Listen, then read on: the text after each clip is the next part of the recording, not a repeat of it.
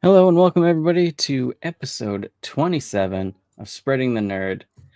I'm your host Clint Coombs, and of course joining me is Rick Davis. How are you doing today, sir? We're doing it's a veritable it's almost summer out there. It was like 26 degrees today. I know it was like a heat wave. Yeah, that's actually what I was looking for. I don't know why I can come up with that. Yeah, it was like I shared it to our Discord. I think it was like felt like negative 29 for a few days there, and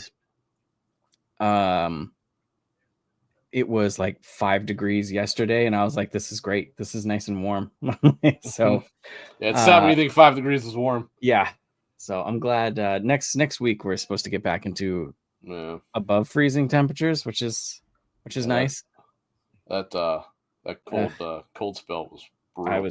I've had enough. I've absolutely had enough. Hey everybody in chat, we got Ellery, we got Nissa, we got Silking It in here. I seen Nissa said on Wednesday it was 1 degree. Not here, it wasn't. It was like minus 10 here, I think. Yeah. The feel like was like 29, negative 29, but the regular temperature was like negative 15. Thankfully, it wasn't very windy. Thankfully, because otherwise I probably just would have called out of work for the week and played games that I wanted to play. And speaking of that, what have you been up to game wise this week? Mostly Tales of Grace's F remastered, and then the last 2 days a little bit of Ninja Gaiden 2 Black. I'm sorry, Okay. I'm sorry, I'm ashamed. Ninja. I'm sorry, no, I said Gaiden. I said it right. I thought I said Gaiden. I was like, okay. I was like, shit. Have I been saying it wrong this? No. It is Gaiden. I thought I said Gaiden. No. Yeah. Awesome. Yeah. So we got a show for you today. I'll get into my picks here. I'm just like shooting off the cuff here. So we're gonna be talking about the Xbox Direct, and we also got some everybody in chat put in so far that's in chat also put in our Discord their top 5 picks for villains, honorable mentions, and stuff. So we'll go over that a little bit today too, and just have a good old fun time. And on that note, actually, so this all started kind of as a random thing last week when I said pick your favorite protagonist.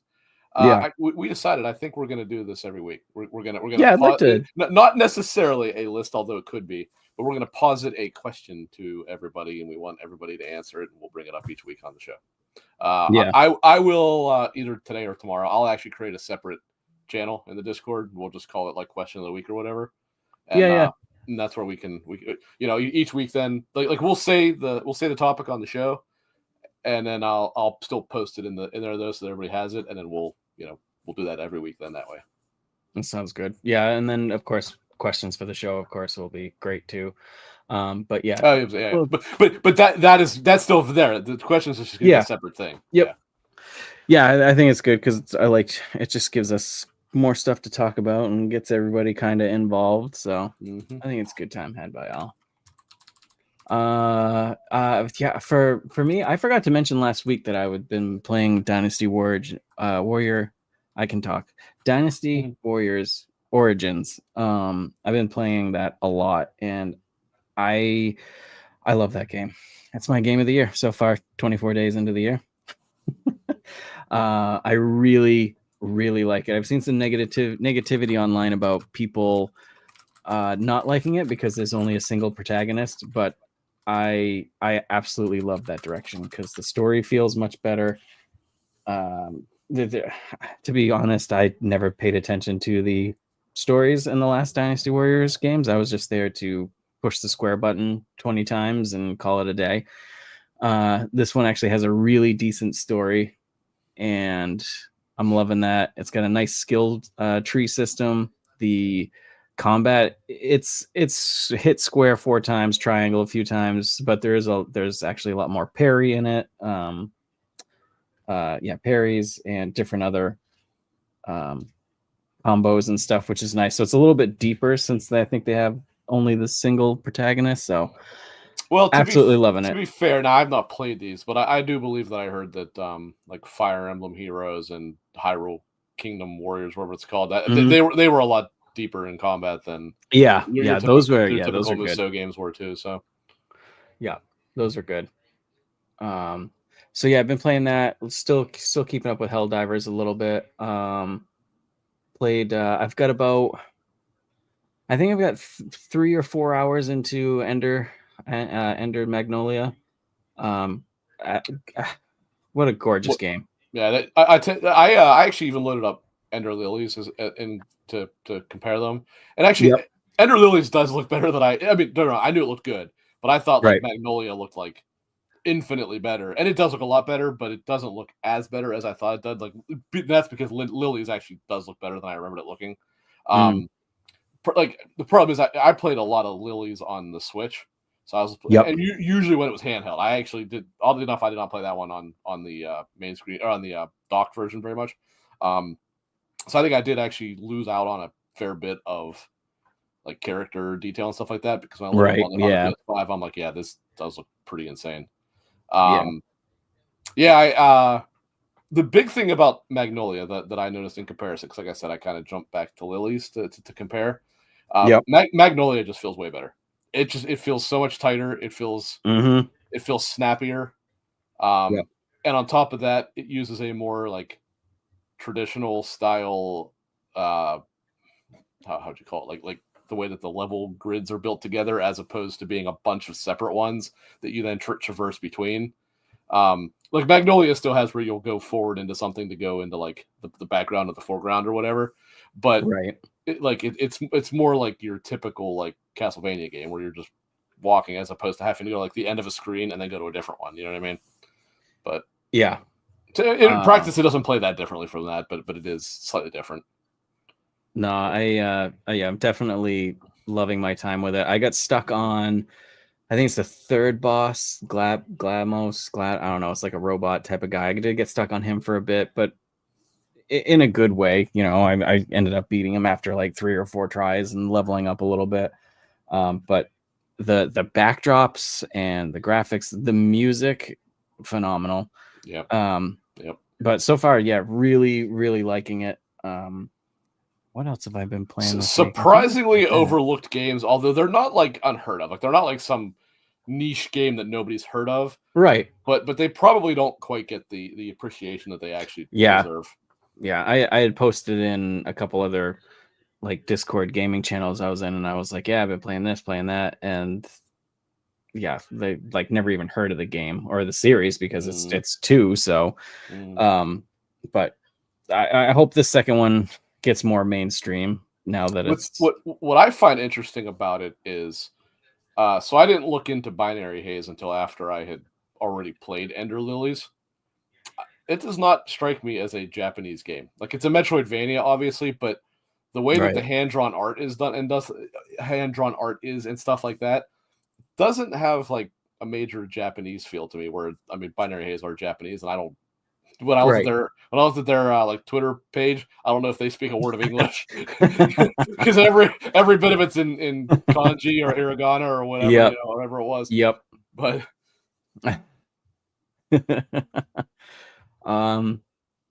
so I've been playing that and I really like that. Well, I thought I was playing something else. Maybe it's just that. And I did pick up Tales of Grace's F, but I've only played that like maybe an hour, maybe. So actually I have some input on that. I obviously kind of glossed over it when I said it, but so I'd been telling you, like, I don't remember if I said it on here or if it was just talking to people in the Discords. I was like, all right, I'm going to buy it because I always will support the Tales series since there's so many games that we have not gotten over the years in the West. But I was like, this was not one I wanted to see brought forward. Now that said, it was not playable unless you got your PS3 or bought a Japanese Wii. But playing this, I'm like, you know, I really don't know what it was that I didn't like because I'm actually really feeling it this time around. I tried to think about it, and the only thing I can guess is it's quite different from how Vesperia played, and Vesperia, at least in the West, came out before Graces, and I don't remember if Exilia came out first or not. I want to say Graces did come out before Exilia, but I could be wrong about that. In the West, in the West. But I'm playing it now, and having gone into it, obviously knowing what it was this time, I'm like, okay, well, first of all, one of my major criticisms was how insanely long and obnoxious the prologue chapter was, where there are children. It really wasn't that long. I don't know why I had it in my head that it was like this 5-hour long prologue. It's like maybe an hour and a half long. So I don't know where I was getting that from. And then what I was like, man, what am I missing here? Because everybody always said, even if they didn't like the story, the combat system in Graces F was really good. And I'm like, I hated it. And I played it now, and I'm like, I was an idiot because it's actually really good.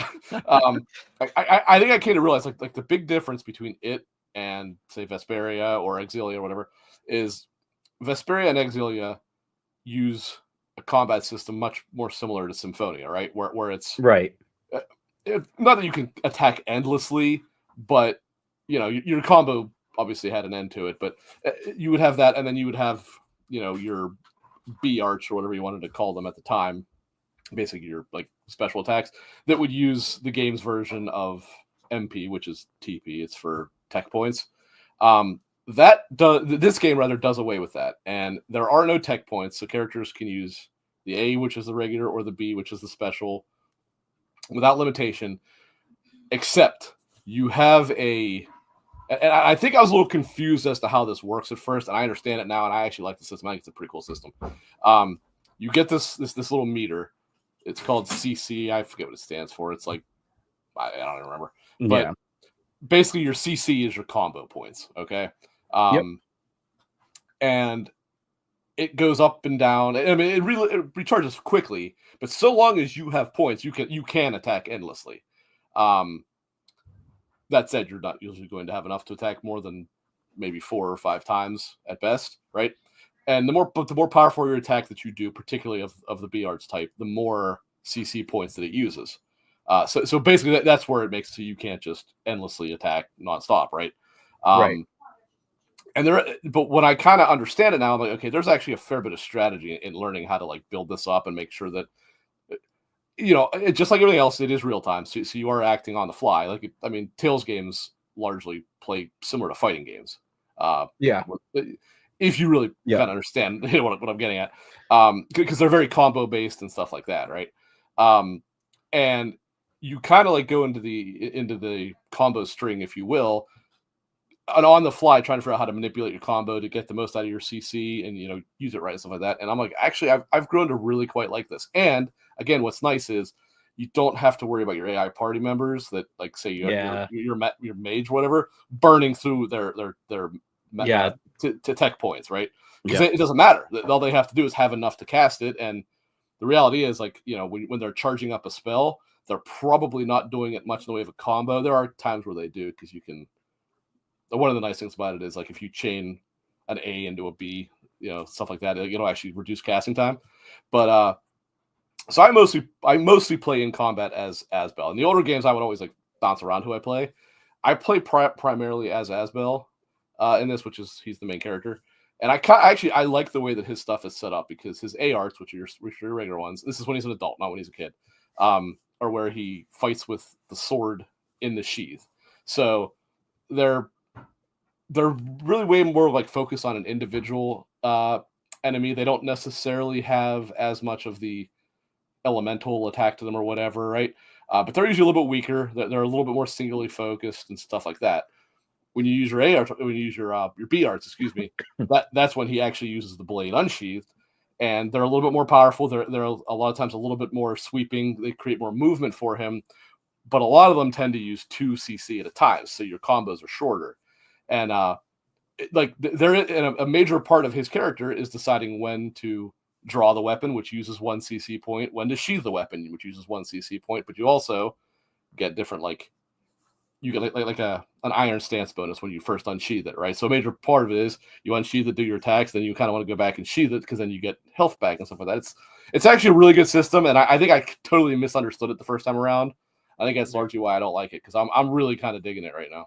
I think I'm in the same boat with what you just said. There is the past Tales games are kind of like they use that CC or the tech or whatever, and I always just went like ham, like pushing it. Like, why can't I keep attacking? And now, granted, I've only played this an hour, and I'm not coming directly off Tales of Arise, but that's the last one I played. Tales of Arise is very different than these. It's very different, yeah. It's so going back to it, I was like, I don't know if I'm going to like this because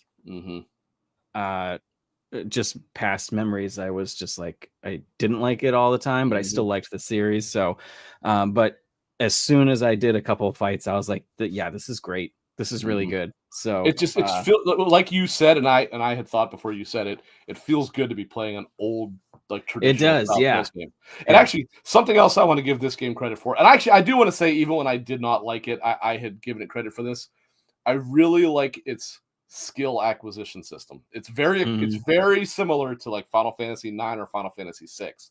So the Tales series, for those who don't know, the Tales series have like almost all of them, at least as far as I've played.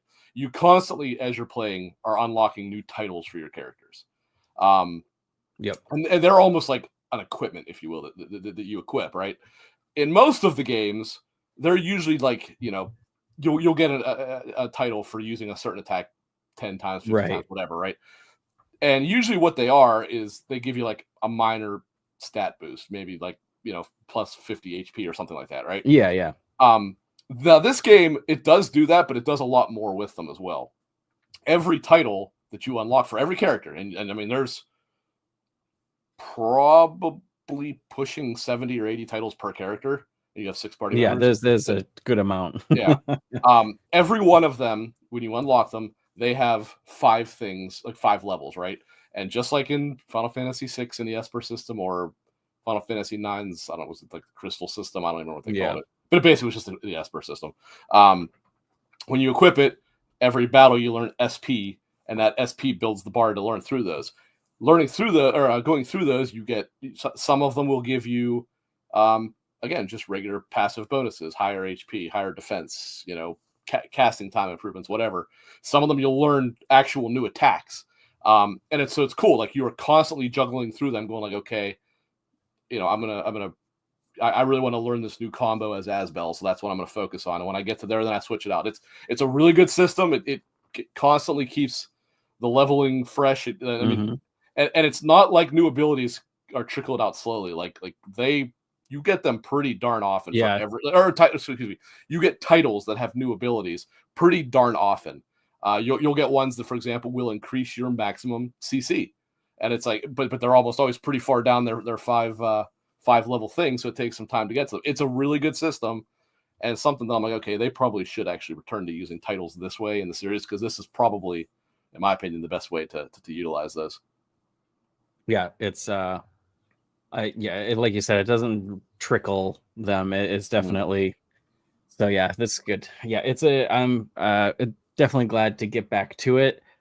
I don't know when I will, because February is right around the corner, and all of a sudden now March, April, and May. Yeah. Well, not so much May. May's got one really thing, but all of a sudden now March and April are just as busy. So just absolutely stacked. So getting into that, might as well get into the old. Of course, Xbox Developer Direct was this week, and we knew there was going to be like a surprise game and stuff like that. But honestly, I don't know why, but usually I'm excited for directs in general, but I don't know, this one I was just kind of like, whatever, I'm see some more Doom or whatever, get a release date, but I didn't get to watch it because I was at work and I was also in a shitty reception area. And then when I got back in reception, like online, everybody was blowing up. Your phone must have blown up, because I sent you about 80 texts. I was like, what happened? I was like, I wasn't really expecting much from this one, and then apparently it's like one of the best ones that they've ever had. And I'm like, of course. The closer we got to the show, I had seen someone suggest Ninja Gaiden, and I'm like, that's a good point. It's crazy. Like, what with the 2D one coming out, I'm like, now that they say that, crazy. I'm like, I'll bet you it is Ninja Gaiden. That it did it. What surprised me was that was the first one that they showed. I thought the secret game would be last, but Doom was clearly like, they showed that first, because I watched the trailers from everything, but I didn't watch the direct. So for them to come out swinging, that's crazy. Due to my insane lack of a life, within 3 seconds I knew that that's what it was, because I mean, so basically they started for, I don't know, the first couple seconds they started with like just like a brief overview. Like they showed like that, you know, that like clipboard thing that they always use where it's like the three and then the question mark. Then I went to the question mark, which I'm like, that's interesting. I didn't think they'd go with that first. And then it starts with the only games I've ever seen that did it were the Ninja Gaidens. I don't remember Neo or whatever doing it, but the Koei Tecmo thing where it's going over the like the raging water. So within 2 seconds, I'm like, this is Ninja Gaiden 4. And, and it was, and it looks fantastic. I'm glad that it was because that game looks absolutely spectacular. It looks super good, and the fact that it's done by Platinum Games too, of course, is just it was both of them. I don't think cherry on top. Like it's one of those kind of weird things where it's like, okay, who is co-developed type of thing? Yeah, right. Like, who is the main developer? But right. when you watch the gameplay, you can see the Platinum touch to it. Yeah, the Platinum and the combat style and stuff is like, yeah.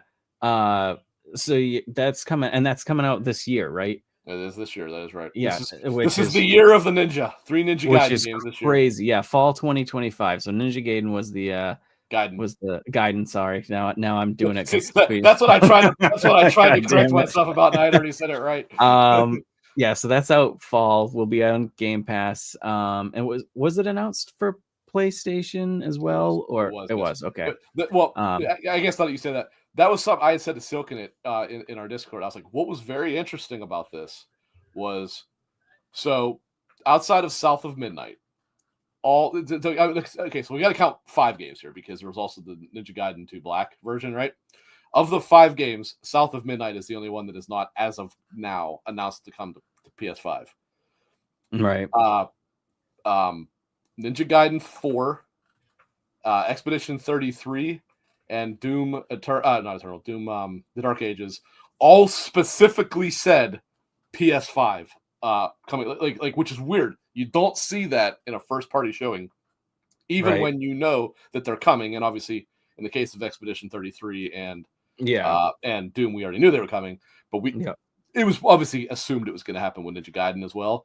And then with Ninja Gaiden 2 Black, it said because they said available now on PC and Xbox Game Pass and consoles, which obviously you knew what that meant because obviously it's not on the Switch, so it probably will be on the Switch too. I would imagine, but maybe it is UE5, so maybe it won't be. I don't know. It could be one of those streaming ones, but yeah, like I said, Ninja Gaiden 2 Black was shadow dropped, a little bit of a remaster with the Unreal 5 engine and such, and it was kind of a remaster plus because it kind of adds. I can't tell you if it's all or not, but it adds a lot of the additions from Ninja Gaiden Sigma to the regular version of Ninja Gaiden 2, which most people consider to be superior for numerous reasons. It adds the blood and stuff. Well, yes, but that's not what I meant. But yes, it adds the. That's what's important to me. Well, it is nice, but you can turn it off. So technically, it cannot be there. No, it adds the playable sections with Rachel, Momji, and Ayane, which were in the Sigma version. So as far as I can tell, but I've been trying to look into it to see what is and isn't there in comparison to Sigma. It seems like a couple of the bosses that were removed in Sigma are still not there, which was like there was a Statue of Liberty and some other statue, but they were pretty unpopular bosses. I cannot tell if the weapon that was added in Sigma is in this or not, and I hope it is because it's one of my favorite weapons. It was called Enma's Fang. If you played the original Ninja Gaiden, did you ever get I don't know how to pronounce it, but like the Bolaro or something like that? It's this giant greatsword. It's amazing. I love it. I know what you're talking about, but man, it's fuzzy. Think of it as the Buster Sword in Ninja Gaiden, right? Well, Enma's Fang is essentially Ninja Gaiden 2's version of that, and it was added to Sigma. And I'm like, God, I hope it's in this version. I really do because that was a good weapon. So long as that's there, this will be, in my opinion, the undisputed best version. Now, it does not have it doesn't have any of the co-op modes that they added in Sigma, but. I don't think anybody really played those anyway. So it's a hell of a shadow drop, especially that's a big one. Game Pass and stuff too. It's crazy.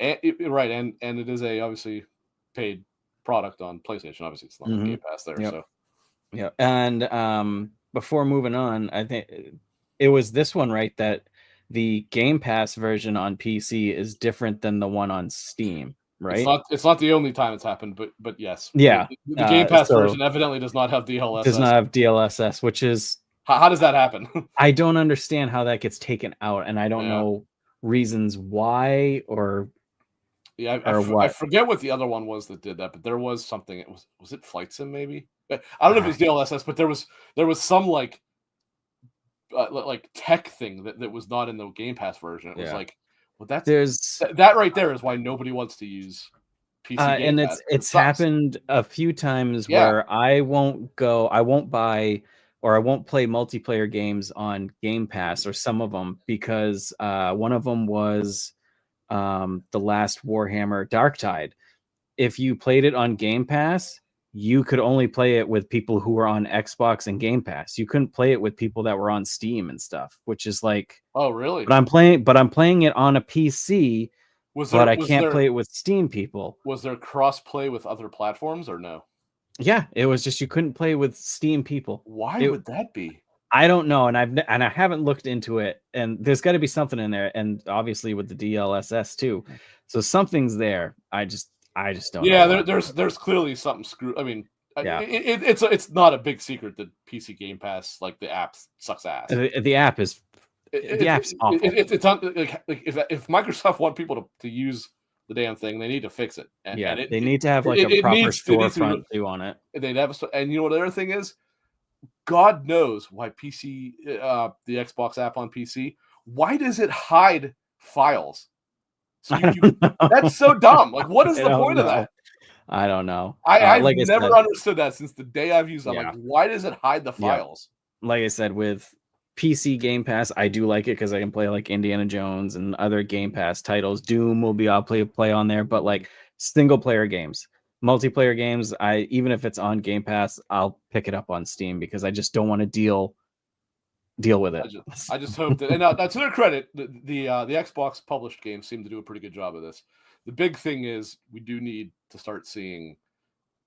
I don't care if cross buys on Steam because it's mostly not going to be, but we do need to start seeing the cross progression working with the Steam version as well as the Xbox version, like cross save and all that. Like that needs to be, which I think Indiana Jones does. I'm pretty sure it's one that does. But that's something that Microsoft needs to. I mean, I don't know if Microsoft ironed out with the with CD Projekt Red stuff. CD Projekt Red themselves are the ones that do it, right? As Silken in chat says, the Direct specified all 5 games have cross save and play anywhere. That's yes, pretty cool. but cross save is only going to mean between Xbox Game Pass, or Xbox and PC app. I mean, they still might, but that's not directly what that means. It would have to be directly specified cross save across multiple platforms. And I can tell you right now that Ninja Gaiden 2 Black does not have cross save outside of that, because there's nowhere that it would be. There's nowhere to like upload a save to a server. Yeah.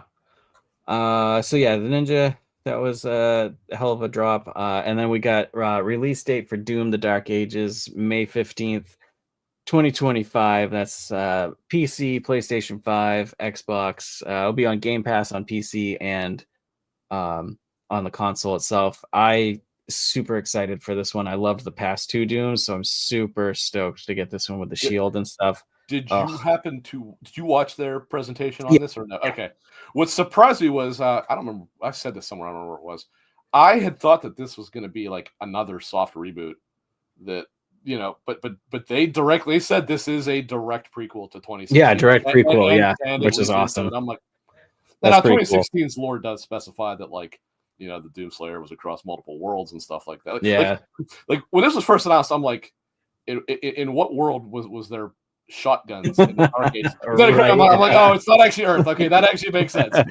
Yep. And then they also announced like what was it, the premium edition or whatever? I think it's 150 or is that 33? Maybe that was 33. It was 200. The statue for the Doom looks so good, but I'm not gonna buy the game, so I'm just like, but yeah, I love the statue and the steel case for it. I did, however, get the collector's edition for. I need to do that. I might do that right now. You may have waited too long. I might have. When I checked earlier, I was like, oh damn, these are already sold out. Holy hell! But, really? Yeah, well, that's why I told you. I was like, these things were selling out immediately. But that what's his name? The David RPG guy that you had linked me to a few times. Oh yeah. Thankfully, he posted on Twitter. He was recording his show, and I don't know if he was talking about. He said he was talking about some upcoming RPG. He didn't say what it was. And I guess he just happened to log on to GameStop because it's a GameStop exclusive, and they had it available. And thankfully, he posted it on Twitter, and I looked, and I was able to get one. Because that's a good that's a good collector's edition. Yeah, that's why I texted you. I told you I was like, if you want this, you need to do it now. It's not a huge deal, but whatever. Maybe they'll add more. I'll be flaunting it. Well, yeah. To be fair, that was like the second run of them. So maybe they'll add more. I think they were put up early and then had sold out, which is why I was like, oh, that sucks. I actually would have liked to get that. Yeah.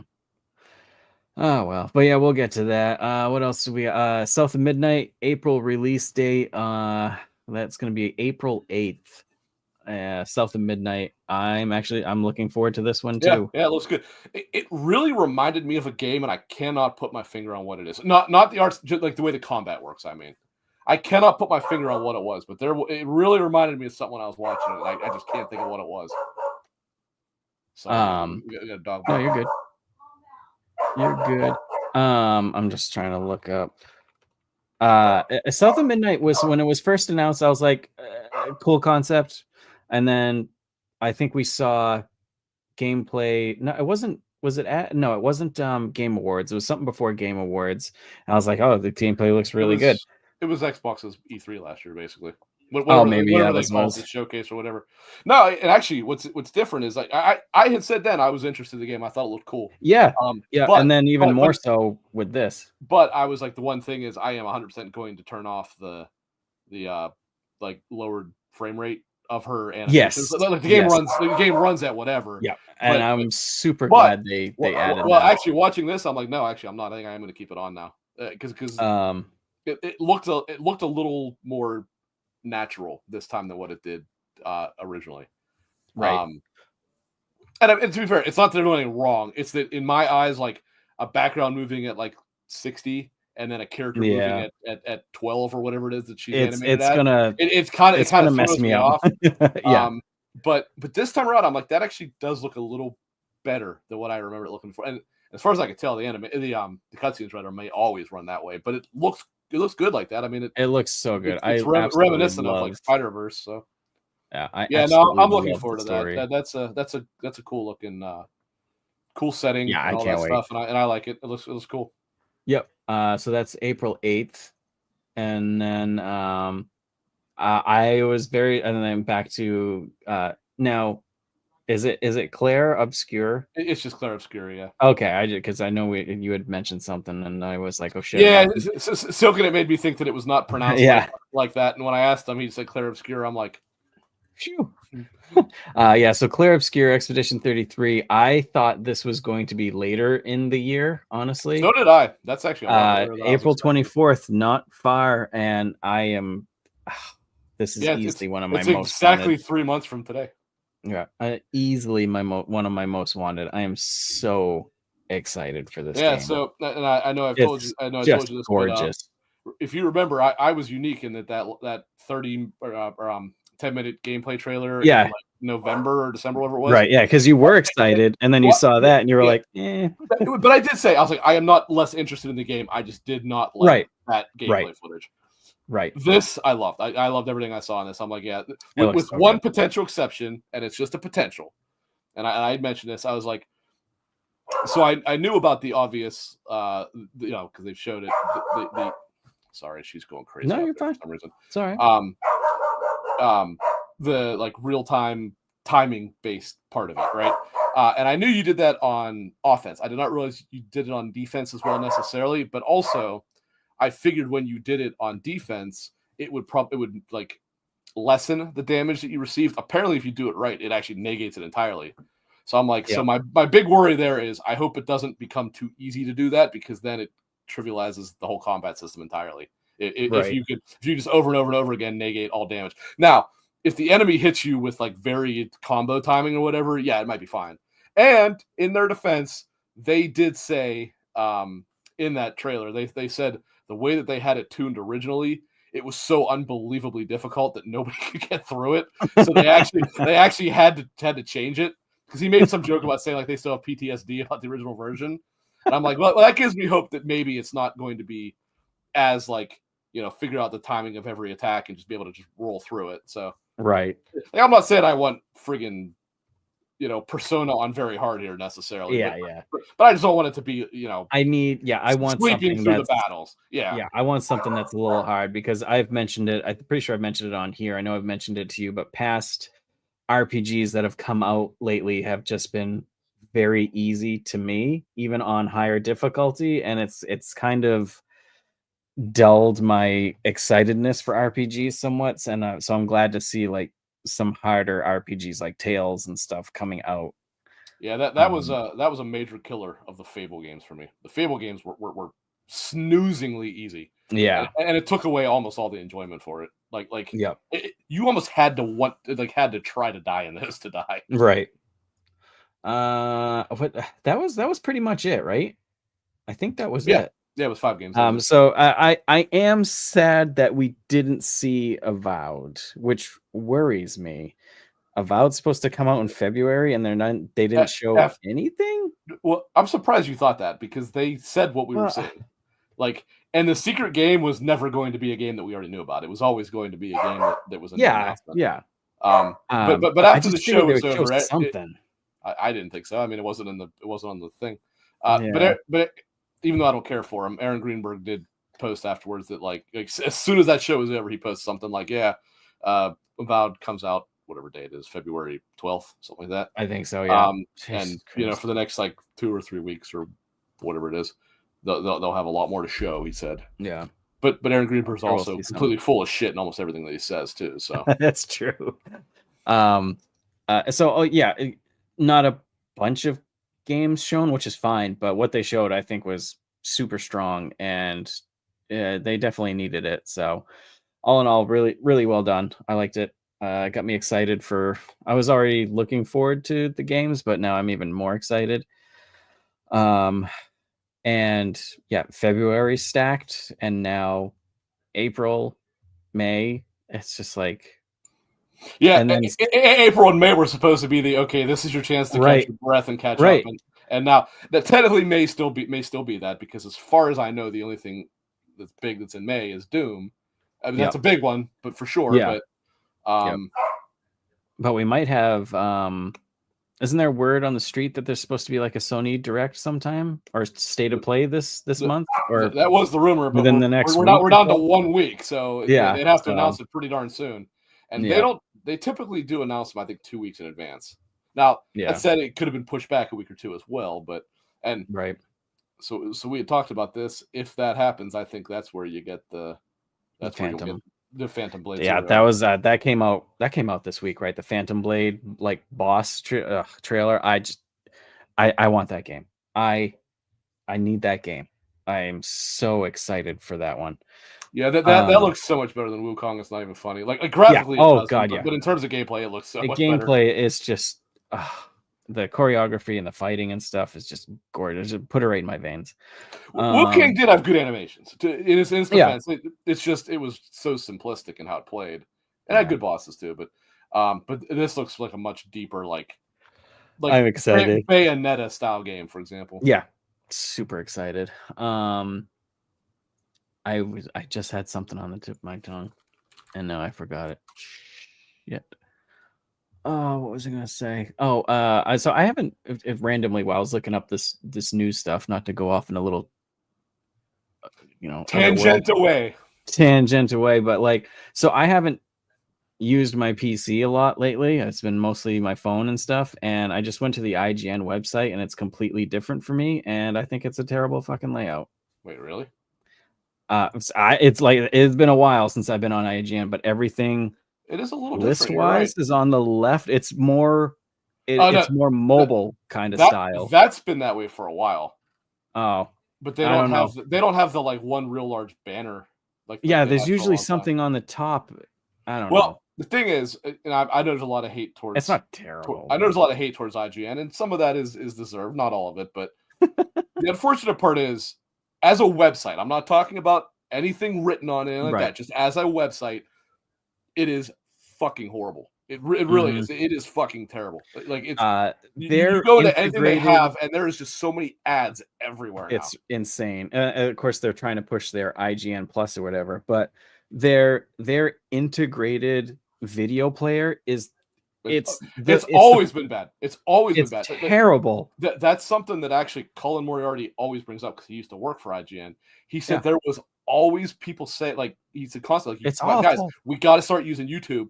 But they apparently invested a lot of money into creating their particular thing, and they doubled down to constantly use it, and it's freaking horrible. It is awful. It's full of ads, which is whatever, but then the bit rate and stuff is just terrible. The layout of it is just I don't know. They need to get it breaks half the time if you try rewinding it. It breaks half the time. Yeah. Yep. It's awful. So yeah, I was just kind of confused by that. I don't know.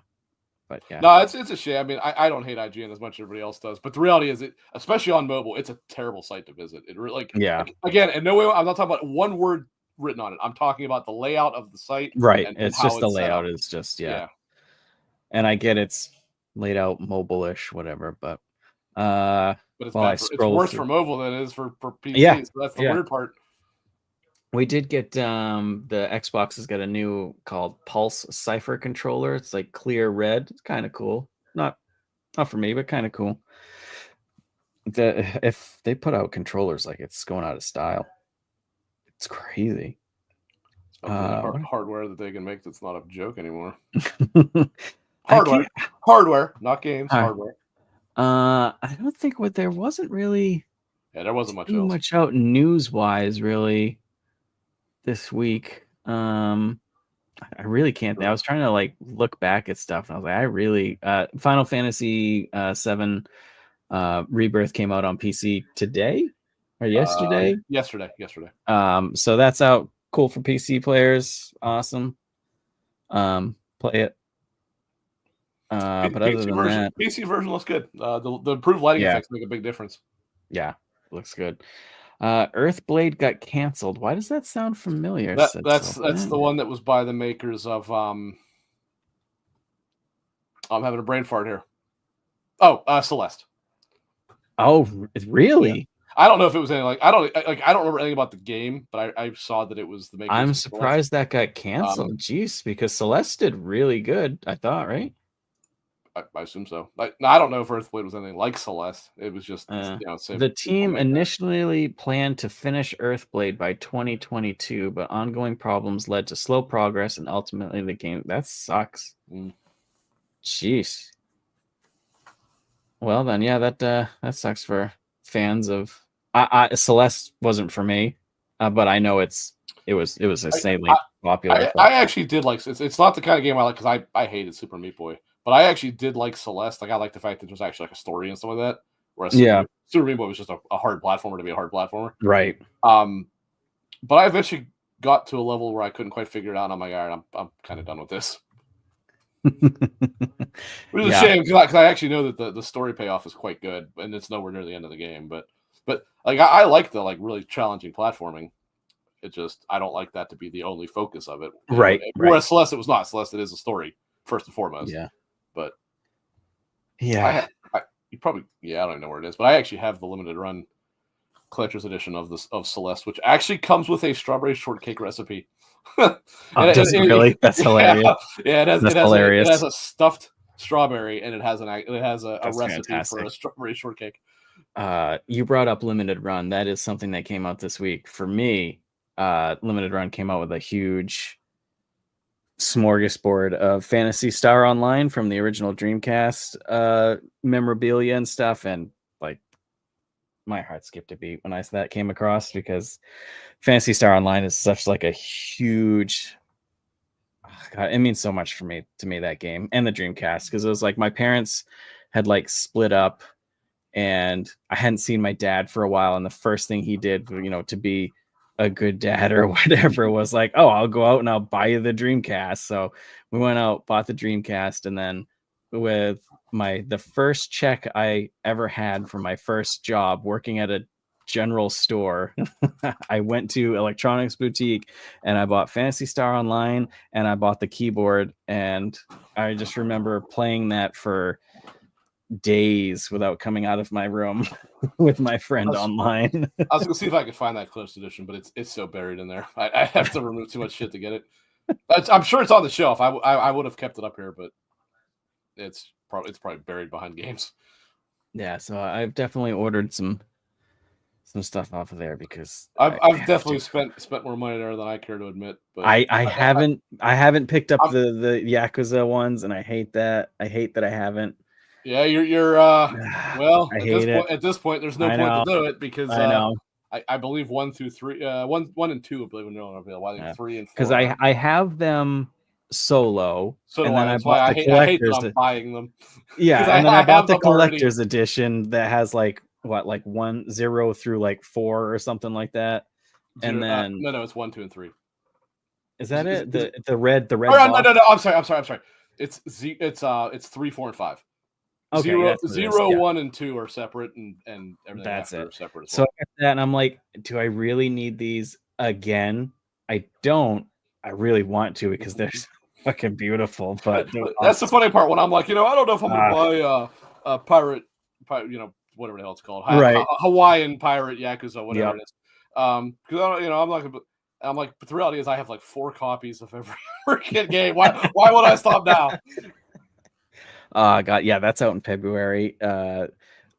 Kingdom Come is in what, week and a few days? A week and 4 days, God. I think. February Jesus 4th. Be praised. Jesus Christ be praised. It's gonna God be with you. I keep seeing new previews of people that have played it, and I'm like, this looks phenomenal. The most negative preview that I've seen was Mr. Matty Plays, and it really wasn't negative. He just basically said, he's like, no, this is objectively a good game that I can absolutely suggest. It just really didn't resonate with him very much, which surprised me because he did like the first one. But I know one of his big hangups. I'm like, I actually don't mind that at all. I think that's okay. Is the lengthy prologue which is also the training, is basically a complete recap of the first game. It's like, well, that's fine. They kind of have to do that because a lot of people didn't play the first one, so it's not just going to reference the first one. It is a direct follow-up of events to the first one right after. So, but I also I understand with what he's saying, which is like, at the very least, it would be nice to be like, okay, I know how to play the game. I just want to skip this. Right. And there apparently is no way to do it, but also it's because you do actually level up so that way in it. But yeah.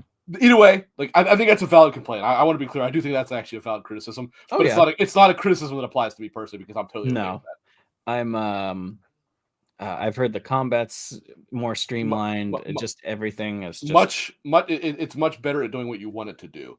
Right. Because the first one could be a little wonky at times at not doing what you really want, especially when you're trying to feint. The game was weird about feinting. It was not always accurate about trying to do that. It was not. I had one of the previews I watched was like the guy was doing different things in different armors, and like light armor, he was like hopping over fences kind of okay, and then he put on like heavy armor and it would just be like. Is this in 2 or the first one? The 2. Okay, all right. Yeah, so like wearing heavy plate armor is like, yeah, you're not running around, like you're walking. So I love the authenticity of the games. I think that is so cool. Like it's part of what makes it so unique is that it's like, it's like I remember before the first game came out. Welcome to our TED Talk, Kingdom Come Deliverance. Fan fest here. Christ be praised. Jesus Christ be praised. I like one of the very first things that I saw that immediately sold me on the game, like because I did not kickstart it. I didn't even heard of it. No, neither did I. When I saw him put on a mask with a face shield and it limited your vision so much, I was like, why do we not have more games that do that? Like it's a major part. And in fact, there's entire skills that you don't want to do that if you have certain abilities, because there's like ones where it might not be skills. It might be what do they call them when you're playing hardcore mode? You have to pick them off the beginning. But there's one that's like what's it called when you're afraid of enclosed spaces?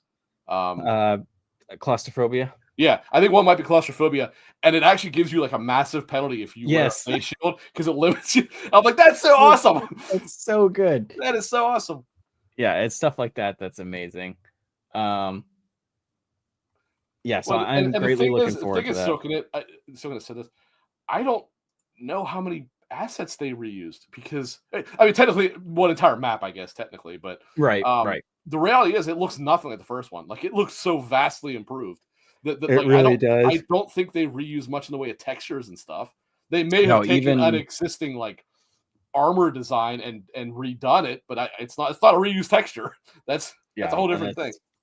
And people will find anything to complain about. Oh, Luke's in the chat here. Everyone throw tomatoes. Hello.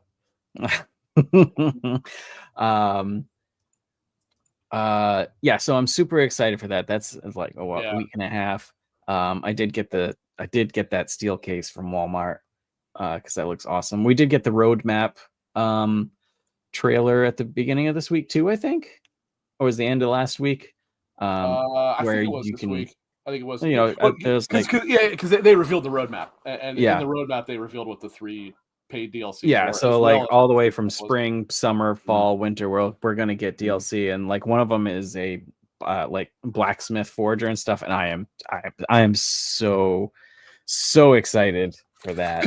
Considering how damn good like the simple like alchemy is in that, can you imagine how good a full expansion built around becoming a master blacksmith is going to be? I'm so excited, dude. Like genuinely, I would not be surprised for that to be like as like in depth as like a full game. I really would not be. Oh yeah, I know they're fully expecting that.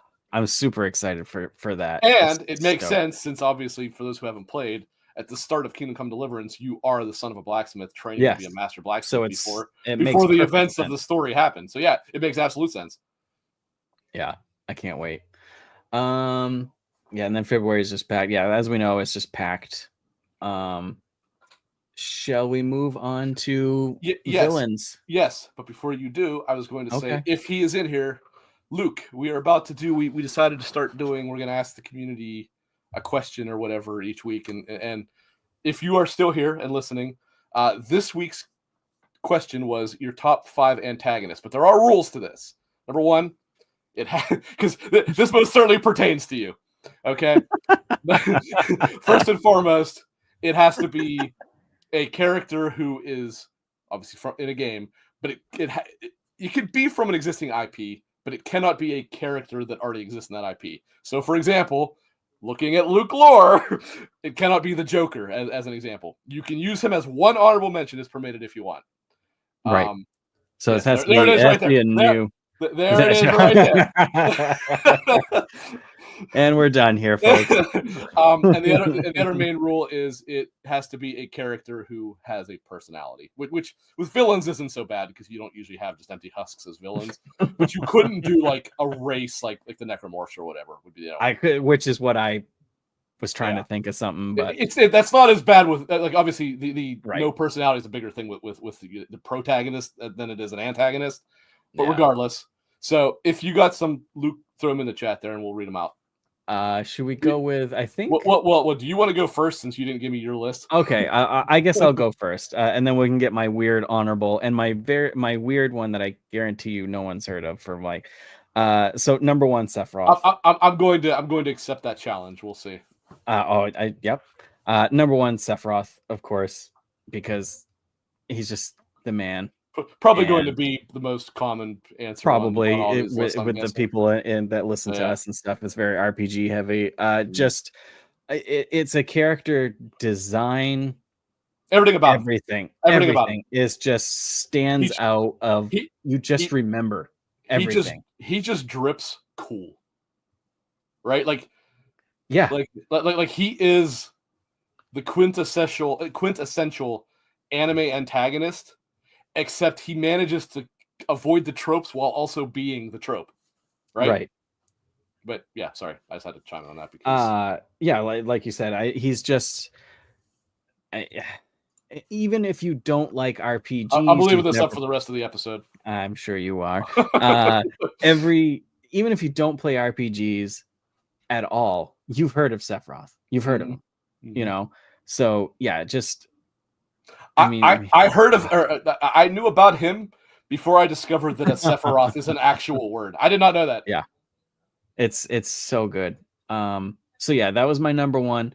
Number 2, I believe this was on your list. Shodan, from System yep, Shock. a System Shock, which if it even fits even more so now than when it first came out. It's about a rogue AI. Yeah, it really does actually. Yeah, on a station. It's so good. So while Luke's okay, Luke, you already, bro. What is he doing? Your second answer is wrong.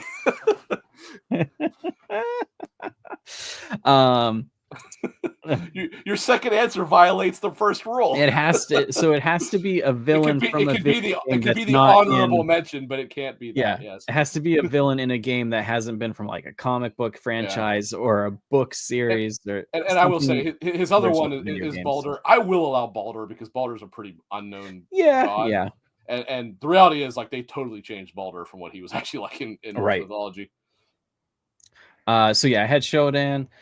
Number 3 was Kefka because just his laugh alone, poisoning a whole city, destroying a world. Destroying a world. The way he looked, I just thought it was really good.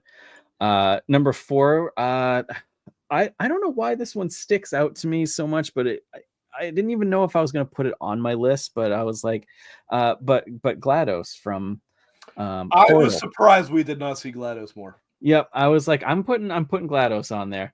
I really thought for sure we would see GLaDOS pop up a few times, yep. and you're the only one that said it, I think. Yep. So then my 5th, and this is the one that no one's gonna know, is Lionel Starkweather. Okay, yeah, I don't know who that is. So this is, for the older generation in here. I'm older than you. Yeah, well, I'm saying if Baden or Matt or come in here or whatever and start listening, that they probably won't know. It's from the game Manhunt. You remember Manhunt? Oh, yeah, I played that actually. So he was the person that was behind the snuff films doing all the evil stuff. So I was like, because I was trying to think, and I was like, in my defense, I was not the biggest Manhunt fan, so I didn't play all the way through. God, I loved Manhunt. The second Manhunt, shit, top tier shit. First one, I loved. Did you ever see the uncensored stuff? I'm like, man, they actually, by censoring it, they actually make it look worse. They actually make it look worse than it really is. They did, yeah, they really did. So yeah, that was my 5th. And my honorable mention is the PS1 era survival horror camera. That's I love how many people cheated using the honorable mention and didn't pick actual villains. They picked something they don't like. I just remember playing like Resident Evil or any other game, honestly, back on the PS1. If you turned it just right, you would have a statue in front of your face or something, and just like, well, I don't know what version of Resident Evil you played on PS1. No, it needs to be back up there. I don't know what version of Resident Evil you played on PS1 where you could turn the camera, but it sure wasn't the one I played. Yeah, no, that's what I mean. It was like a stuck camera, and it would be a shit. Yeah. So those are uncommon opinion. I'm a fan of the static camera. No, it doesn't mean it's not better without it, but I am a fan of it nonetheless. I love the static camera, especially in games like this. The static camera is fantastic in that. I'm gonna have to track that. That should be here in another day or two, I would think, right? The old PS1 era RPGs that had that static with the background and the old school horror games. Love it. I love it. I mean, a lot of PS1 games used it, but that was a very clever way of dealing with really low polygon counts. Yeah, it was a clever way to do it. So good. So that's mine. Yeah. Okay, here's mine and the entire novel that I wrote about it. like on the sheet, because I just copied everything for the Discord, right? For mine, it takes up half the friggin' sheet.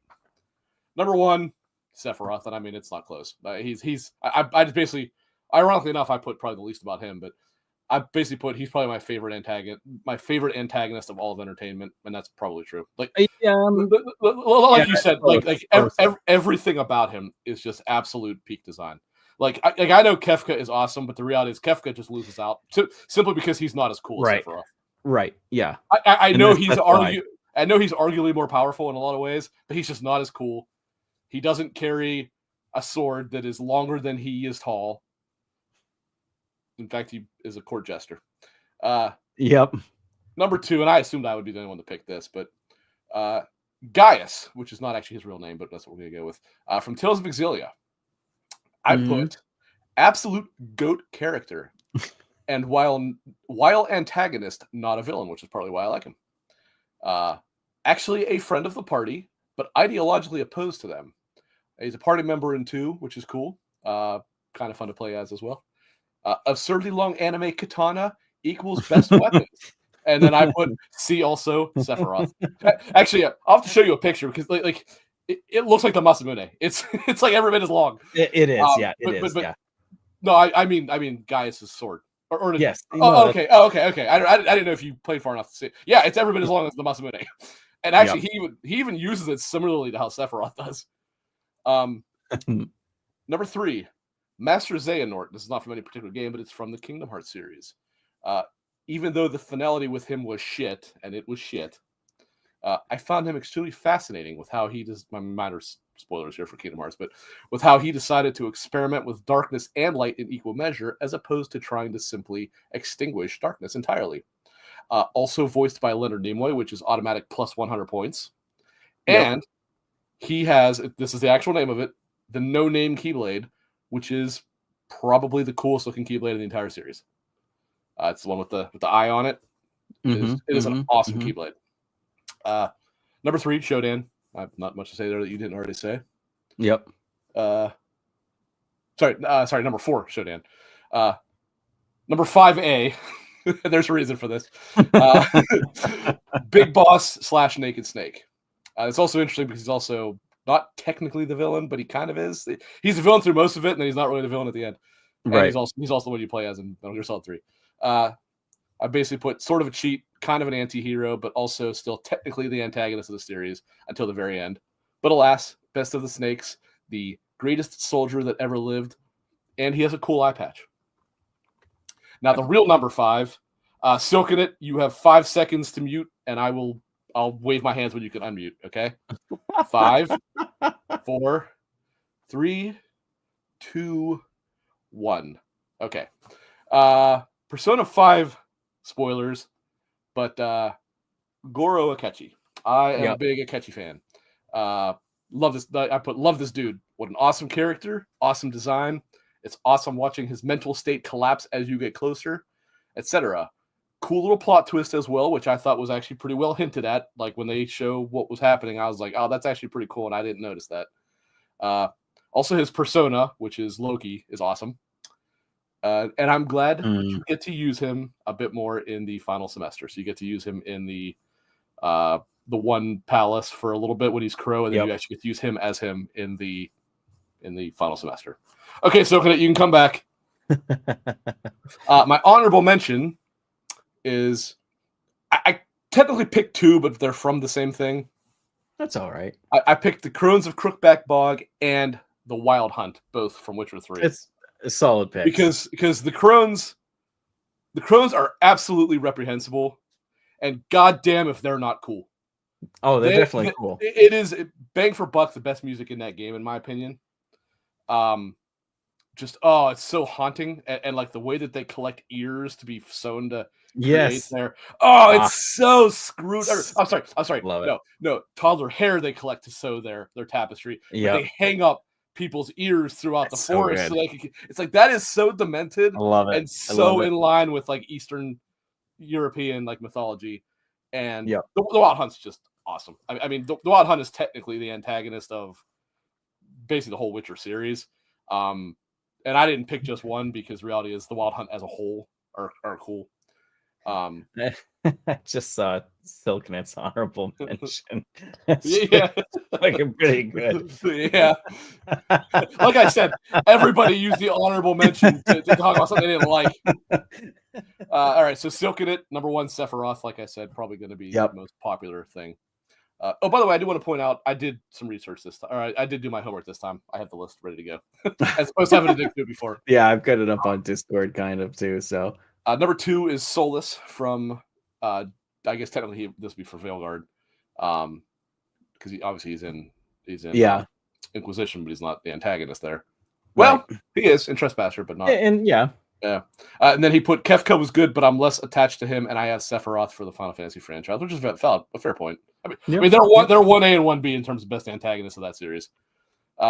Raphael from Baldur's Gate 3, who I actually do know who that is because I saw him early, and I was like, hey, that's fucking Satan. I love what is the? I keep going. I don't know. I didn't play. Nicole will know who you're talking about, but I saw you see Raphael pretty early, so that's how I know. Yes, yeah. Yep. He's got Lilith from Diablo 4, which I knew was going to be on there because he tried to put Lilith in the protagonist last week, not realizing it was only protagonist. And then quote Bowser for some Nintendo rep. His honorable mention is the Mako. Fuck that car. Fuck that car. Seriously. Not a car, but okay. Yeah, but we get it. Also from Baldur's Gate 3, Orin the Red shows or not Orin, camera here. Maybe it is Orin. Orin the Red. Yeah. She's just awesome, like, and wears skin on her that she's killed of people. So that's awesome. Yeah, honorable mention the Mako because fuck that. Again, unpopular bouncing opinion. Around. Unpopular opinion. I like the Mako. It's kind of cool, it's but an just unpopular opinion. I acknowledge that, but I would have liked it to come back. It was better than the one they tried to put in Andromeda, which was just terrible. Yeah, it handled better, but you didn't do anything with it other than drive. So I'll at least take this. Let's see. Ellery mentioned Lilith. Oh, Ellery has a list? Okay. No, they just mentioned Lilith real quick. But I believe that was because Silken had said it. Yeah. The next list, I believe, is Baden's. I got them all right here, brother. Oh, okay. All right. Okay. I told you I did my homework this time. Our man Baden. Voss from Far Cry 3. Good call. Solid call out. Baldwin the Mako is from the Mass Effect 1. Yep. Gotta give the love to Michael Mando. Michael Mando is the Mando. Leshy from Inscription. I never played Inscription, so I know nothing about this character. That's on my wish list. I've heard. But I will say, Leshy is how the shitty ass Netflix show pronounced the Leshin. Best Witcher enemy. Leshins are awesome. Not the Netflix show version of the Leshin, but the game version of the Leshin. Handsome Jack from Borderlands 2. That's a good call. I'm not a big Borderlands fan, but Handsome Jack is indisputably the GOAT there. Andrew Ryan in BioShock. A very good pick. Good pick.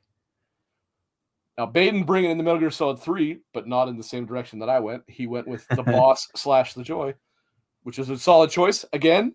And I'm not saying he's wrong because that's 100% valid. That's a total good pick. You could argue not the villain, but she is the antagonist, so that is true. But you could argue she is not the villain. The villain is technically the United States government, which is why Hideo Kojima knows what's up. Yeah. Honorable mention, King Eridan from The Witcher. And then I added a little note to this, which Baden did not put. I said, but we know it's really Sony for not announcing Bloodborne 2 for Baden.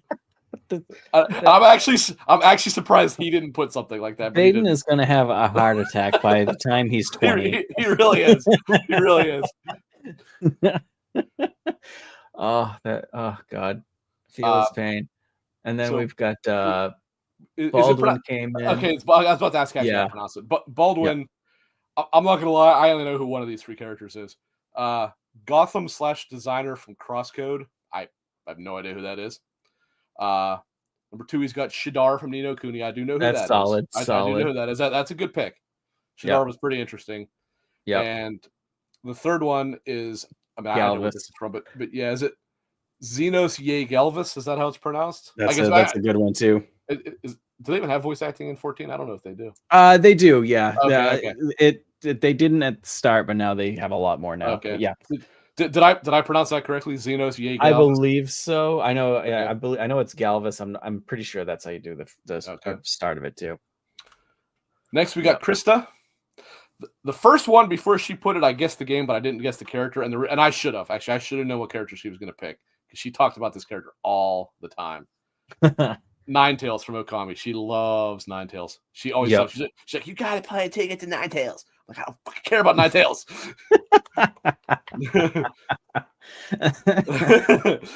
Ganondorf is her second one. Her third one is Shang Tsung from Mortal Kombat. Okay. We got a bit of a legacy pick here on the third one. This is an interesting one. Dagethur from Morrowind. I think that's pronounced right. Yep.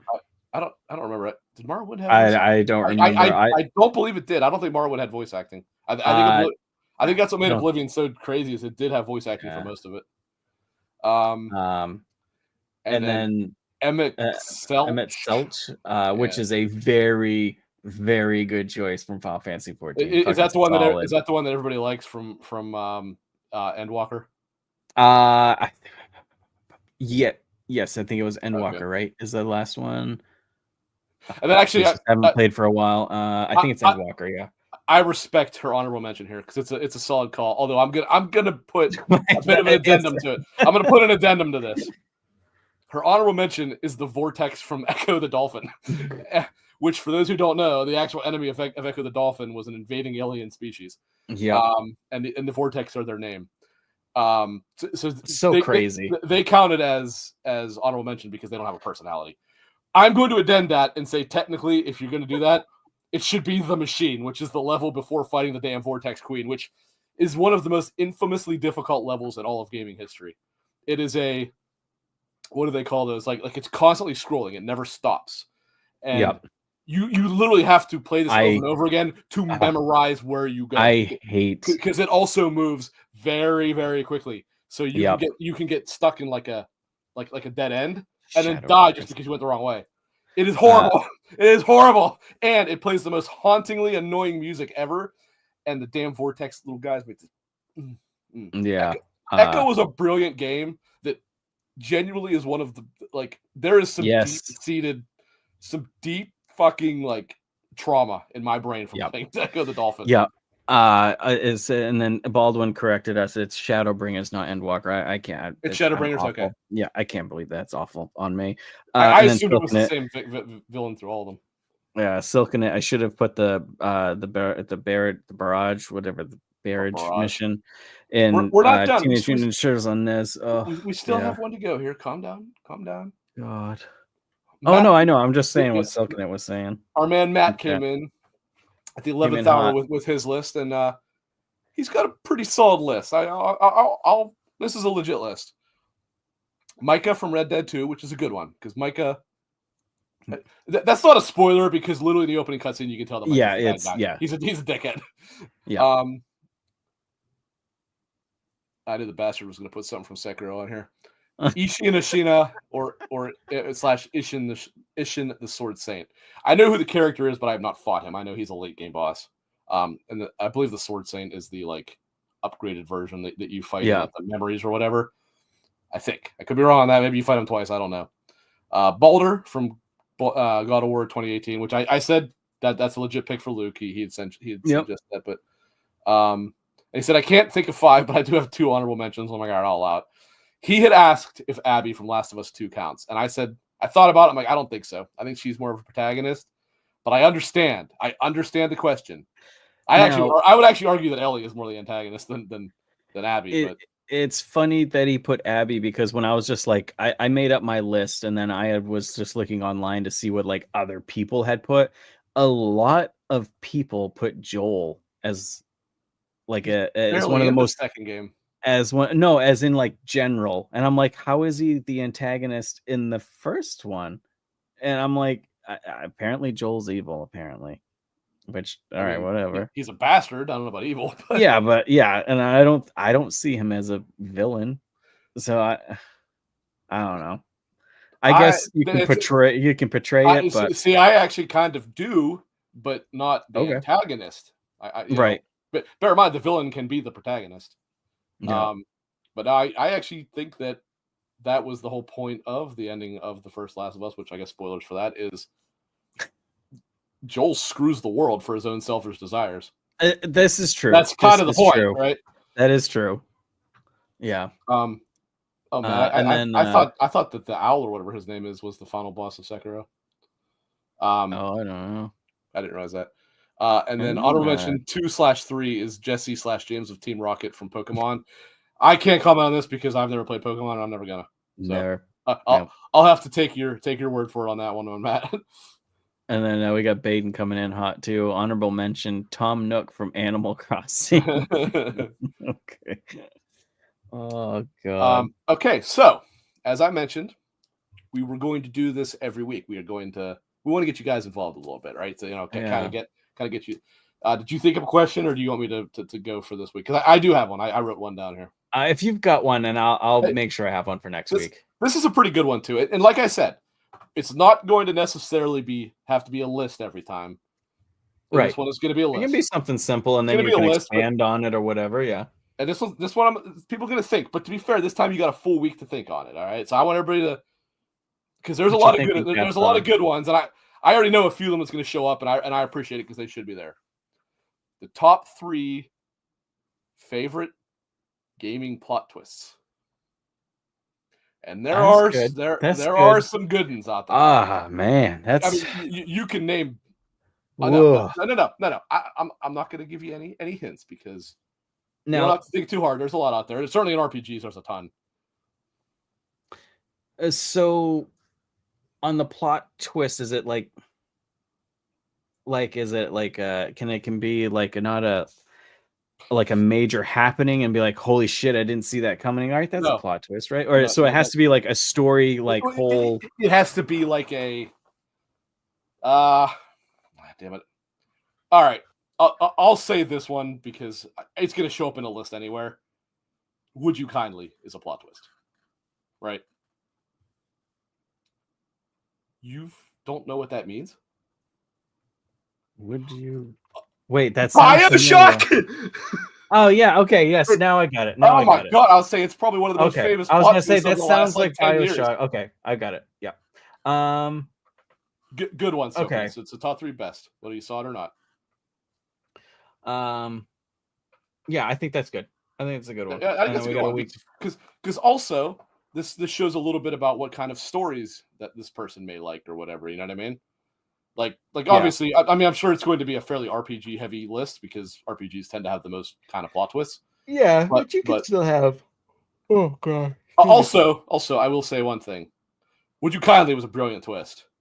Nowhere near as good as the twist from System Shock 2. The reveal. You know what I'm saying? You know who I'm talking about? A character who has been named today, but I was actually thinking of replaying those ones. Not the what was the third one? Infinite. Oh, BioShock. I mean, yeah, Infinite. Yeah, I was not. A lot of people love Infinite. That's great. I did not like it.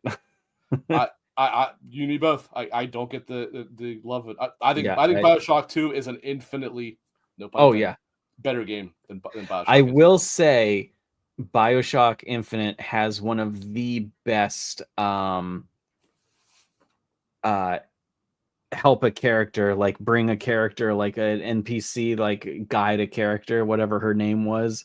She never got in the way.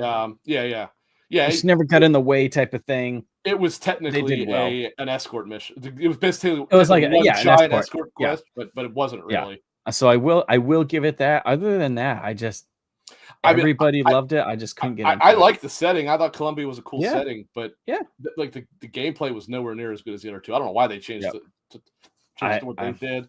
The story had some interesting ideas to it that was I thought BioShock 1 and 2, for example, had pretty ironclad stories.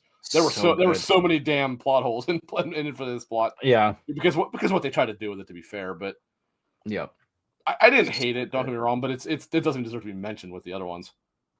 Yeah, which is why I'm just going to throw out a little bit of shade out here. I'm not as confident in Judas as everybody else is because he lost some of my confidence after Infinite. And I hope I'm wrong. I want Judas to be great. I am not as confident in it. Yes, okay, that's you are going to hate my number one plot twist.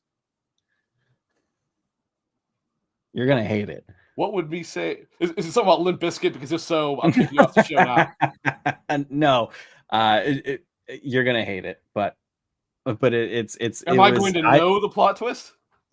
Yes, yeah, Then yeah. why would I hate it? You better is what is the proper. No, you'll know it. You'll know it, but you're gonna be like, so what the fuck? So Silken had said, "Can I mention the games, but not the twist for spoiler reasons?" I think so. I think it'll lose some effect, but use words that those that know will know. Yeah, and I mean, like for example, when I said "Would you kindly," people are gonna be like, "Well, if someone hasn't played BioShock, people who played it, I hear them say that all the time, but what's that mean, right?" Yeah, but it didn't spoil what it actually was. So something like try to do something like that if you can. If you can, and I mean, worst comes to worst, you can. We can be like, "Hey, it's gonna be about this game." If you want, and if you're gonna say Final Fantasy VII, that's gonna be on my list, and I'm trying to think how to phrase that actually. The real twist, not the death, but the real twist of the game. Yeah, I think I gotta. I've already revealed. Yeah, I know my top one. I'm gonna have to think of some more. The thing about it is there are. Oh man, I know what else is gonna be on mine too, and when I put it, I'll bet you're gonna be like, "Son of a bitch, why didn't I think of that?" Because it is well known as one of gaming's all-time great twists. Was it? No. You probably don't have to think too hard. You better figure out what it is. Silken. I was trying to think out of Final Fantasy VII because it's going to be everywhere. I was thinking Final Fantasy VII. I was like, but that will be everywhere. But it is a little basic bitch, I guess. But it's so good. It's a good twist. It's so good.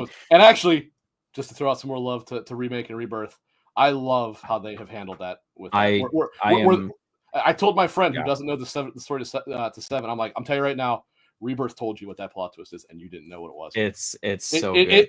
It has shown you exactly what happened, or not exactly, but it has shown you exactly what is not as it seems here, and you probably didn't pick up on it.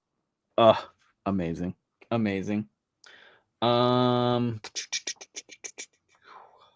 What else was there?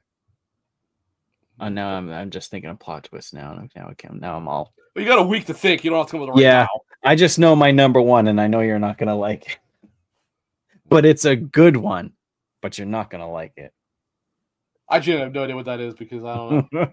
I'm just gonna keep you in suspense. Oh man. I mean, are you gonna put it in the Discord, or are you gonna be a weirdo about it again and keep it to yourself? I'll put it in Discord. I'll put it in Discord when I get my other two. When I get my other two, I'll put it in Discord. Yeah. So as a reminder, probably tomorrow I will create that extra channel in there. We'll just call it Question of the Week, and each week I will put the question there. So if you forget what it is, it'll be listed there. Then you can all answer under there. Okay. If we can write Matt's in there just to have it as something in there to get to at some point, because Matt wrote in chat, I think, a good one. How about the top 5 favorite gaming levels chapters? You mean a question to come up later? Yeah. Yep, I think that'll be a good one. Yeah, write it down somewhere. Because that is a good one. That's a very good one, actually. Yep. Some of the definitely the worst levels. I can definitely think of a few. Jesus. The library. Oh god. And actually, the library, contrary to popular belief, is not the worst level in Halo. The worst level is it Keys, the next to last one? I think it's Yep. No, I didn't mind the library. I thought it was alright, but well, then you're crazy. That's another game I've been thinking about replaying the Halos too, but the library was terrible. But Keys was worse.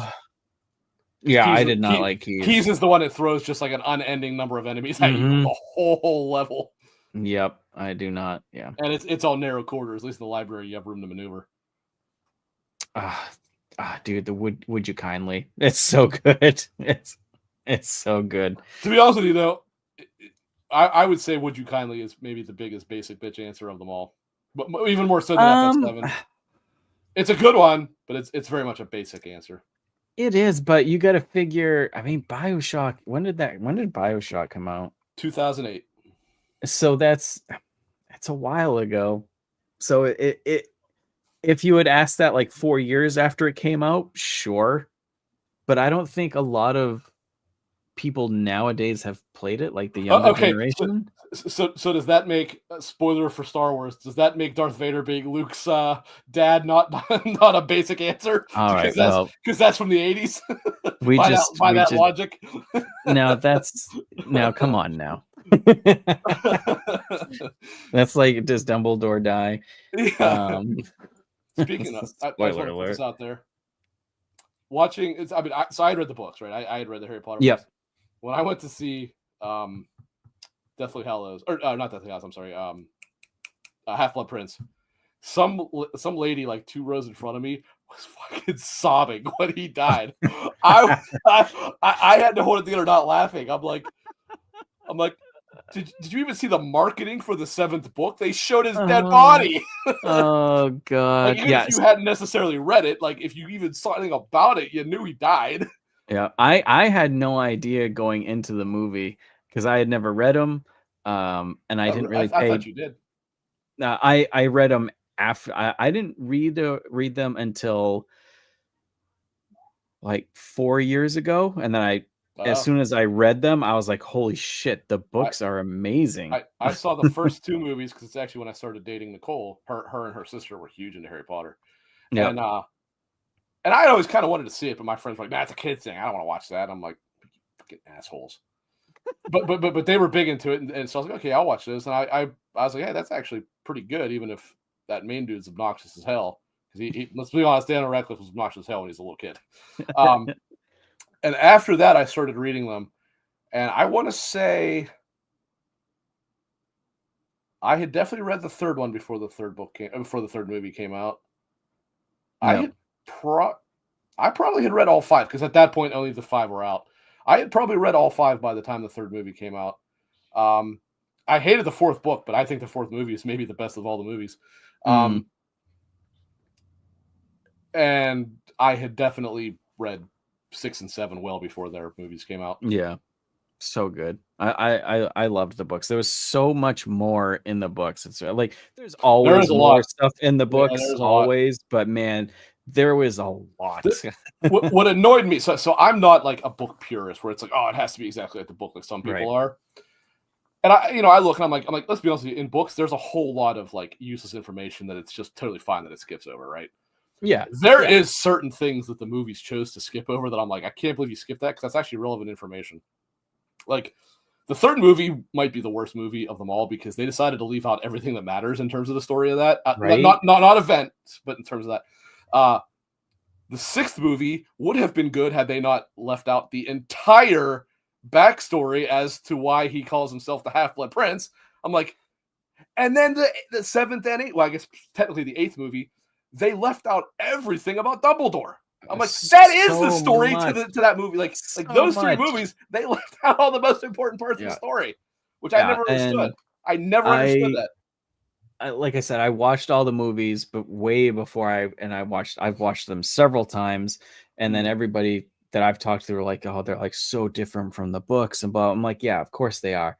And then I love the movies, love them.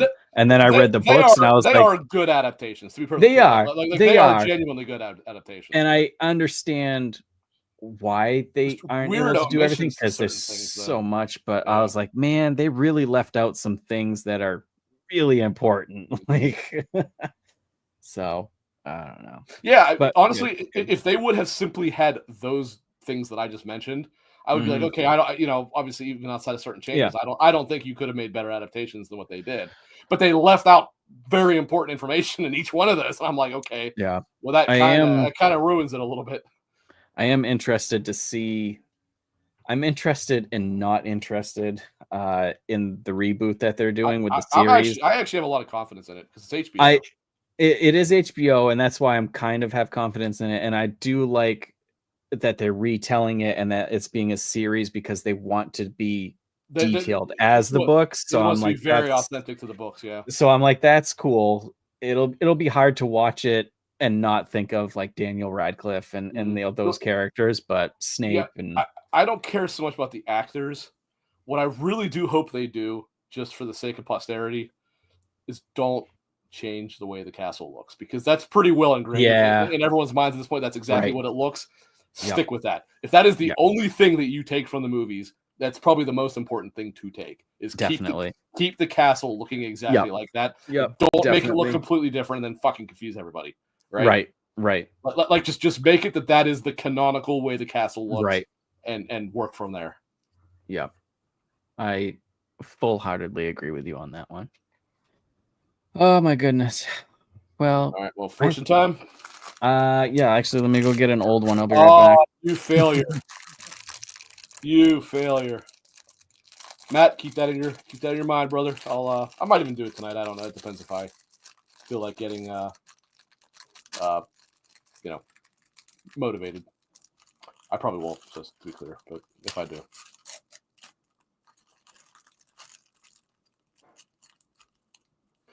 You can feel free to share your fortune cookie if you'd like. Silken I will read it. I was gonna say Silken got some, didn't he? Yes, he said he's got. I actually forgot he posted that, but I told him he can say it and we'll share it. Forge ahead with your new ideas. We are. That's why we're doing this every week now. Is that what yours was? Yeah. So I have to use a generator because I don't have any. I thought I had one left, but it got thrown away. You are a fraud. It got thrown away. So I'm using a generator. No, I don't want yours. No? We'll take Silkenit's instead because his is legit. Fine. Let's take Silkenit's. You're a fraud. Silkenit, please. All right, Silkenit, let's go. Okay, yeah, Matt's got his good for next week. I like it. I could have sworn I had one. I must have got thrown away. So the actual other host of the show, Silkenit, says where one door closes, another opens. Which actually that's pretty solid. It is. Because he's been helping out on the show and everything. So didn't I? I think I had that one a week or two ago because that actually does sound really familiar. Probably. Also, where one door closes, another opens in bed. Anyways, on that note, folks. Forge ahead with your new ideas in bed. It sounds like a good fortune to me. Oy vey.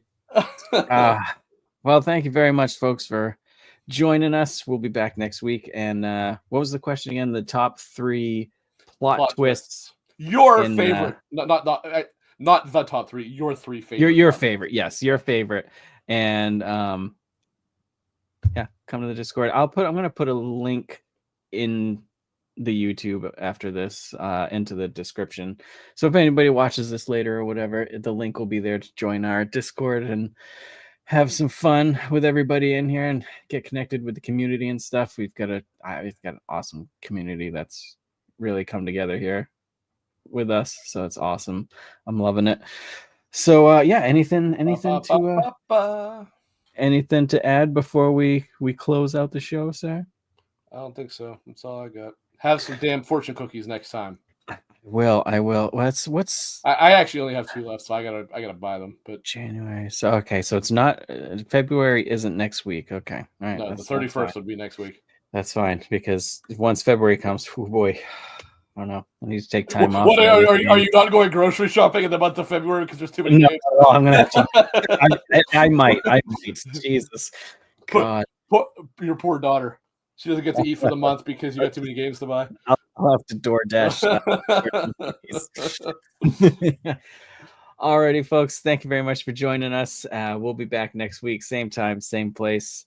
Until then, have a good week. Play what you want to play and have fun with whatever you have fun doing. Thanks, folks. Except for Fortnite. Yeah, don't play Fortnite, guys. Come on. Yeah. I know people in here play Fortnite. Go ahead, but don't play Fortnite. Don't do it. Jesus is watching. Have a good weekend. See you guys.